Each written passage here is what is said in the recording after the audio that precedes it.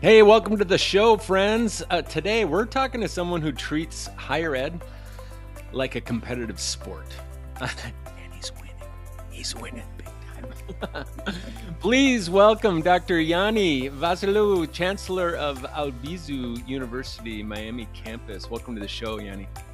Thank you so much, Dr. Joe. My pleasure, and thanks for the invite. We've been mates for a while. It's been fun to just track your success.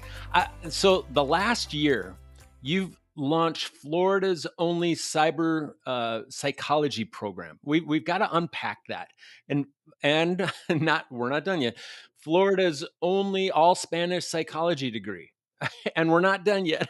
Those Not, are 2, like, monopolies in 1 year. Did you wake up and just decide to break higher education, or has this been kind of brewing for a while, Yanni? well, we were trying to be as innovative as possible and embed our expertise into what's trending, what could be trending, and what's futuristic. We're trying to look ahead and be proactive versus reactive. So, uh, South Florida and Miami in general has a huge Hispanic population. A lot of them speak Spanish and they survive by just speaking Spanish. So, having a degree psychology, which is our expertise in Spanish, it was something that didn't take much thought about it. The cyber psychology, we know technology is part of our daily lives, and so we're trying to embed technologies into everything we do. And so those were the first two quick wins we could accomplish and be unique in the state of Florida and beyond, actually, to tell you Right, the right. truth. So, you became chancellor in January, correct? Correct. 2025. And by the end of the month, you already launched this cyber psychology program. That's not settling in like most people do. You know what? No, They take the first 100 days to go just absorb a lot of coffee and go yap their faces off, right? That's showing up with a loaded agenda. yeah. I gotta ask, were you planning this before you even took the job? Well, I was planning to have a 90-day agenda, but that didn't work out. So it was a one-day agenda and then hit the ground running. Walk me through your thinking there, Yanni. Well, going through the interview processes, I had done a very thorough research on the institution and the challenges we face not only institutionally but also in higher ed. And I was brainstorming what can we do to be different and drive the future of education, and not only locally but in Florida and beyond. So those were some ideas I had. They had already started those conversations and working on those degrees. But I added four more degrees, which we just got approved last week by CIE, State of Florida, to offer starting this coming January. So it hasn't been done just those two, but it's been four more. I don't know what you're driving these days, but the license plate has to say maker of happen. You are just the maker of happen. So thanks for walking me through that thinking. So this cyber psychology, every tech company is hiring for this expertise, Mm, my guess, but yeah. nobody's really training for it. No. How did you spot that gap right away? Because that's a very unique gap. Well, it's an interesting question, but if you think about it, everything we do in life, it has some kind of a behavioral interaction. So that's what we teach. That's what we our expertise are psychology, mental health, behavioral sciences. So that applies into technologies or any field you can think of. So it was to me it was a very easy thing to do, combining what our expertise is with what the trends are out there. Because if you think about it in the workforce, all these skill sets coming together, Right. whether we realize it or not, they work together, they come together. So that's what I did, and that's what I did with the four new degrees that I just mentioned. We blend interdisciplinary skills into a program. Basically, that doesn't exist anywhere else. In education, traditionally, we have done one shoe fits all, one approach, one program, focusing on one thing. So, for here, we have expanded that. You said that wrong. One size fits none. Yes. Well, Yes. tradition is the term that governs education, unfortunately. So we're breaking traditional barriers, and we're being trailblazers, and basically using who we are and what we can do. Well, you bring just an interesting mindset from scholarship, but also you have a very business savvy um, melon up there. You think like let's just talk about economics because I think in demand and profitability are two new words that are finally coming into the world of scholarship, right? Exactly. You're training students for $150,000 tech job, perhaps, Yeah. while those traditional psychology majors might be fighting for 45,000 a year. Yes. Right? That looks like education, right? It's probably more like market strategy than education is what you're doing. It is. You have to combine those things. The other thing that was evident to me as I was coming into Albizu universities, Albizu was built traditionally to educate primarily Hispanics into graduate programs in psychology. Now, that was great back then when there was no competition on the graduate uh, spectrum and levels, but there's a lot of competition in graduate programs as we speak, not only locally, but nationally, online. Everyone It's a has big competition. moneymaker. I mean, Yes. for colleges and universities, it is for many of them their bread and butter. Yeah. So when we talk about economics, what I realize is we're spending a lot of resources and finances and trying to recruit the same student that everyone else is trying to recruit. So I thought, what about if we create a pipeline from the undergraduate level that could transition into the graduate programs we have? And our product was very minimal on the undergraduate level. It was basically psychology that pretty much many other institutions offer. So I saw an opportunity there to create interdisciplinary programs that will involve psychology, behavioral sciences, mental health, trending technologies, and anything else that's needed out there in the workforce today, and not only today, but also for the future. Right. I like to be ahead of the curve. I like to be proactive versus reactive, and I use the same concept when we train students, when we educate students. Not for today, because today it's going to take you at least 3 4 years till you get your degree. So we don't want that to be obsolete. So we got to train you for something that's going to be trending and needed 4 5 7 10 years later. Folks, this is a, former professional soccer player, and you can kinda see that MO is still in the bones of this leader. Yeah, it's not running to where the ball is, it's running to where the ball Yeah. must be, and you're gonna meet it there, and that's the definition, I think, of what we're seeing in our differentiated leaders that are doing it the right way. Let's talk about this unique partnership with schools in Greece. Right? You are also the maker of happen in terms of just capture rate. You go after something and it's not just enough to get a little bit of it. You posted a 77% yield rate, right? Yes. Where Yeah. most universities are celebrating 20%. What's the actual system there? What's the actual system there? Because you are a systems person and I have learned tons from you in the past. Yeah. Well, I'm a firm believer. It's everything we do in life. It's a two-way street. So there has to be mutual beneficial engagements and opportunities for all entities involved, and definitely for the students. So utilizing my connections and connecting the dots, and we talked about economics a little while ago, but economics play a major role in everything we do. So what I thought about is, here's a Greek American school. The instruction is in English. It's a top-notch school as far as the academics, full IB school. The president is a good friend of mine. There's another 28 of those around the globe. So if I build a partnership with something I know, and there's a value to that institution and to those students, I can also expand my reach to the other 27 institutions that they're part of the same network. So I reached out, and I also studied the economics. So I realized that what the students were paying there to go to high school for the year, it was equivalent to what our net revenue was for the institution. And I said, Ding ding ding. yes, I can give you the same cost of instruction.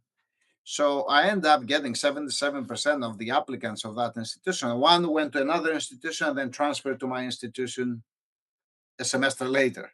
So I got more than 77% at the end. But and the same was true with another institution, which was a university. So this was a K through 12 system. The other one was a university, whom the provost is a very good friend of mine. Again, it's part of the American system.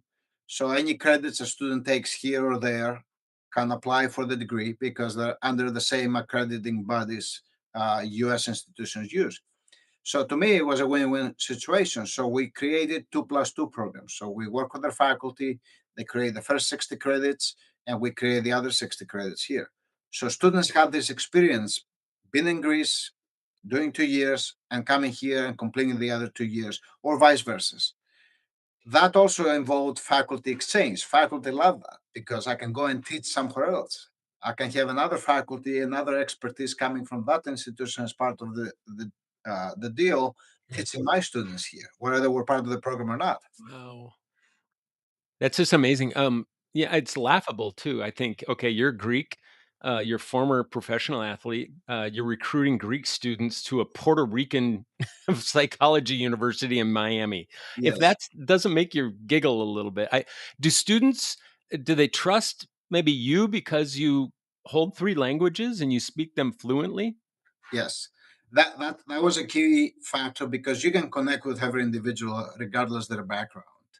And I think that's been key in my development and in my professional development and my acceptance within different cultures because Miami is the melting pot. Miami is where all cultures come together. It used to be New York when I came in this country, but it's not anymore. It's Miami. So being able to connect with those because what's happening in education, in order to assist someone effectively and efficiently and appropriately, you got to build that trustworthy, that connection. So when you can connect with people in their own language and their own cultures, then they will open up to you. And then you know what it's needed there to provide the appropriate assistance and guide them accordingly. Same thing happens with the workforce.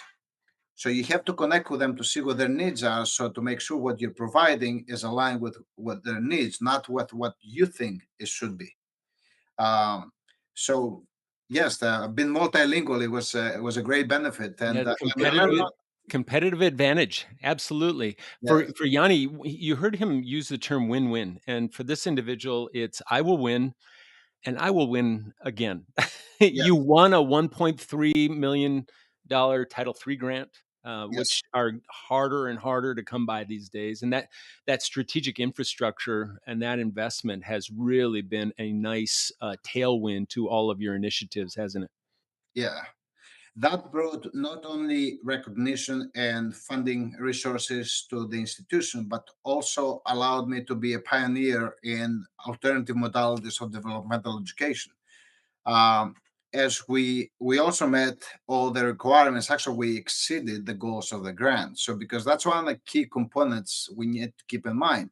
We're trusted with federal funds. We have to show the outcomes of what we proposed we will do with those funds.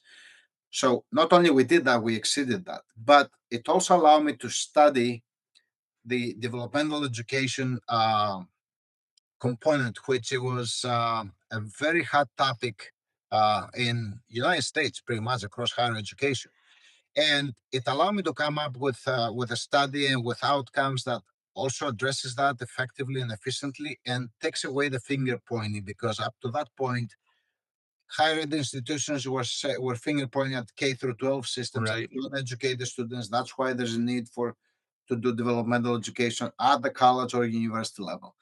And also being mindful of the students you're serving. So finding alternative modalities that gear towards the skill sets that they needed to improve, not the full scope of skill sets we teach in any given course. It was critical. And then, of course, that aligned with what the state was intending to do, Florida, that is. And Florida came out with Senate Bill 1720 in 2012. And basically, they were describing what institutions should do, which was exactly what I had done as part of the Title III grant. So we're able to drive that innovation and put my institution on the front end of that and also guide others how to do things. Let's go back to the economics, Yanni. A couple more questions here. The traditional clinical psychology doctoral programs, it's probably a couple 100,000 a year to obtain something like that. Plus 6 to 7 years. I mean, if we're being honest, and graduates make about 85,000 bucks Yes. in that profession. It's median salary. Yeah. Meanwhile, there's just this mental health crisis that is driving everybody bananas right now because Mhm. we don't know how to best approach it. And students are buried in debt at the same time. So Yes. just this perfect storm. Is the traditional model broken? Yeah.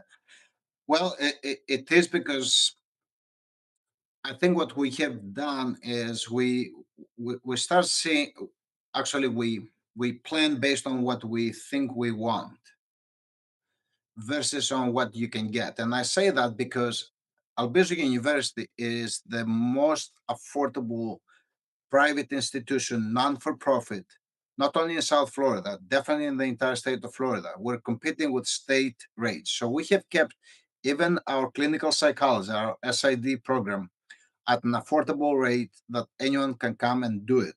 It takes 6 years, give or take. Um, and the cost per credit is very much aligned with what state institutions may charge for that. Now, the quality of the program is the other thing that comes into place. We just got reaccredited by APA for 10 years for our SID program. There's only a handful of institutions, if so, in the entire country that they have that accreditation, 10-year reaccreditation. So that speaks of the quality of the faculty we have and the program we have. But beyond that, we're trying to connect the students with the workforce. So it's not just coming here doing the program, going to the clinicals, so practicums, they're doing that, but also let's connect them with the workforce so they can be employed or they can open up their own practice. We have our own clinic on site, so students have hands-on experience working with clients and patients as they're going through that. And our goal is to expand those services because the clinic only serves not only serves as a clinical and practical site for our students, but also we see patients, low income individuals that cannot afford to have that care somewhere else. Because you, as you mentioned, mental health is a huge issue, and COVID hasn't done much to help with that. Actually, it has exacerbated uh, that challenge we have. So we're trying to serve the communities as well. So expansion of the clinic, which means professional and business opportunities and economic opportunities, also is part of my vision and what we're trying to do here. So it's Vision 2035, 10 years from now. Yeah. When people think of a premier destination for multicultural mental health training, are they automatically thinking about Albizu? And why? They will be thinking that's my goal, that's my mission, and that's my vision. Um, Getting out on the community, and being known for what you do is a commodity that you cannot afford to lose or not take advantage of it. We pride ourselves for being experts in the field, and we are. So let's get the word out. Yes. Let's treat the students as, and the other motto we have here is that the students are more than just a number, and we mean that, and we practice that. Meaning, if the student has a great experience here, they will talk about you out there. Engaging your alumni that are successful professionals out there. Our board of trustees, several of them are graduates of Albizu Oh my University. goodness. That's huge. They've served as presidents in APA, American Psychological Association, and other great organizations and associations. So we're pretty much have great outreach. What I'm trying to do is I'm trying to benefit for that outreach we have and make branding the university. So I think that's key number one, and that's what I've been doing: meeting, going to the different chamber of commerces, events, getting the name out of the institution. And this afternoon I do have an event to attend. Um, so again, branding is key for us. You are the people's president. Dr. V, you've really just proven that the best leaders, they create positions that make that competition, which comes so easy for us, but it makes it kind of irrelevant while serving populations that most others are ignoring. So, any final advice for leaders that might be stuck playing defense right now in a traditional mindset, in a traditional system, watching their numbers dissipate like most campuses are? How would you coach them up? Give them a pep talk to create new categories. Yeah, I will reference back to my experience when I went to Arizona and COVID hit. So I got there one day, and next day we sat down and we said, "Good luck. We'll see you later." So the expectations was we'll take a hit in enrollment. And I went to a college that was the first technical college in the state of Arizona, and still today they offer the most technical degrees, which meaning it was face-to-face instruction, not going having to go full online. It would present challenges. So everyone was accepting the fact that we're gonna lose enrollment. And I challenged them. I said, no, why are we gonna lose enrollment? So people thought that was crazy. So I look at our data, I look at the programs we had, and then I started thinking and strategizing and verbalizing. I said, okay, for example, if someone cannot do culinary arts or let's say teach them how to cut hair, right? You can do that today, but that individual, once they get that certificate, maybe they want to open up their own business, their own salon. Now you have a certificate in business management, for example. So there's other alternatives you can offer the student. So basically, the stackable credentials, we talk a lot about that. Right. So being able to connect the dots and give the student the opportunities that it's not only today, this is what you think you want to do today, but after you do that, what's the next step? So preparing the students for the next step. Long story short, we end up being the only college in the United States during COVID. We were 2.9% up in enrollment when everyone else was taking a hit at 15, 16%. Right. Right. My, Right. my message to my colleagues is that there's enough creative thinking that can go around, and there's enough student populations and programs we can have and prepare the students for what's next. And that's where I was going before, talking about the future, connecting the dots, because there has been progress. I mean, so you go from one step to the next step to the next step. It's like our careers. We advance from being an academic advisor, a soccer coach, into a director, into a dean, into the chancellor's level. So everything has a progress.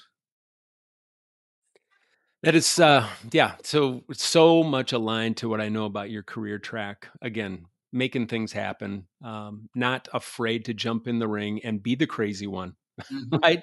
And Yes. just have because some of the even the stackable stuff that you talked about at that time, people were not talking about that. No. That innovative mindset to go, hey, let's just be logical, rational about how we go about things. So we know that you're human, but you're going to prove that you're human right now. We're going to do a bit of a lightning round. Are you ready? I'm ready. All right, don't overthink this now. What's a quote to live by?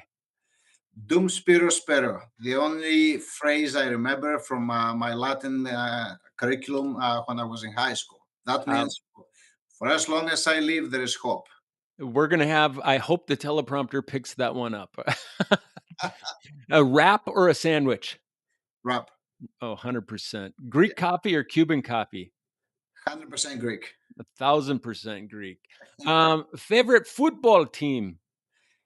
Olympiacos FC in Piraeus, Athens. That's a real football. That's the real football. Okay. Hey, Yanni, if you were not the chancellor, what would you be doing? I would be doing exactly the same thing I do as a chancellor, working with students, working with my staff, with my team, educating and finding opportunities, innovating, preparing the students um, for life and Yes, the progress that we have.